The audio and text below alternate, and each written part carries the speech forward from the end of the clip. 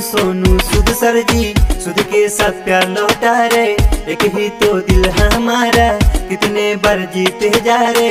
कुछ लोग हैरान सोच के बंदे कैसे कर पा रे। कितनों को शक है इनको, पैसे कहाँ से आ रे। इनकम टैक्स वालों का दिमाग का खराब है, गरीबों के मसीहा से ये ले रहे हिसाब है। सिस्टम बेकार है, न करता न करने देता, इलाज बिना रोगी मरे, मरता तो मरने देता। हाँ पटवा देता, इन पे चैप्टर बनवा के। हाँ गाँव गाँव जाते सबको बता, सच्ची कहानी इंप्रेशन मिलेगी। हाँ पीएम के रूप में इनको चुनवा के। बस ट्रेन पे लोग जब लटक रहे, फैक्ट्री हुआ बंद, लोग रोड पे भटक रहे। इम्पॉसिबल था लाना पर पॉसिबल कराया, हजारों स्टूडेंट को फौरन से बुलाया। द रियल हीरो सुनते दिमाग में ये छपते, मनीष का सभी चुने इनके जैसे रास्ते। हवाई जहाज की दुकान इनके नाम के। हाँ मंदिर में पूजे जैसे पूजे श्री राम के। लो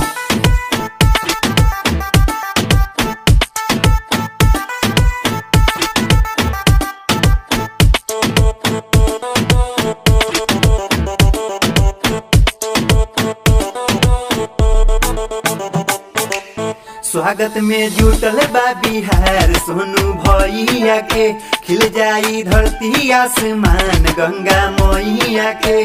मनीष का सब्जी पत्रकार छुई पैया जी, जल्दी बिहारी के बदली समैया जी। स्टारों के पीछे लोग का प्यार देखा, फैंस का भीड़ उनके लिए बेशुमार देखा। मदद तो दूर तुझसे मिल नहीं पाएगा, जाकर तो देखो खुद को सूट पे बताएगा। तेरे जेब में हो लाख, करते हो लंबी बात, हाथी मजबूरी तो देता नहीं साथ। ये खाक के है मंत्री और काहे का नेता, प्रॉपर्टी बनाते तुम विदेश में तेरा बेटा। किसान को ट्रैक्टर, मजदूरी रोजगार, लिवर ट्रांसप्लांट और कैंसर का इलाज और पढ़ाई जैसे लाखों कहानियाँ। भारत में सोनू सर ये रब की मेहरबान। यहाँ मम्मी की कही गई राहों पे चलते, आज लाखों मम्मी की दुआएं इनके सर पे। सैल्यूट सर आपको और सैल्यूट आपकी टीम को, हमने लिए गिरवी रखे घर और जमीन को। यो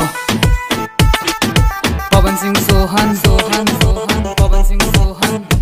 पर्दे का एक्टर भगवान बन गए, लाखों करोड़ों के अब जान बन गए।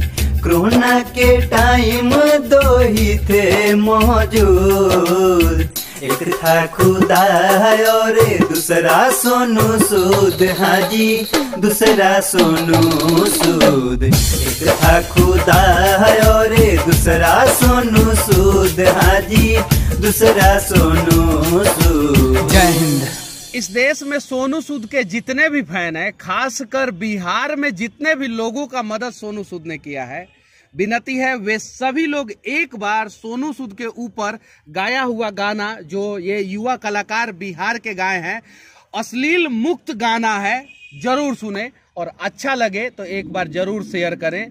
क्या पता मसीहा तक ये गाना पहुंच जाए और ये अश्लीलता से मुक्त गाना गाने वाले लोग भी एक दिन सुपरस्टार बन जाए।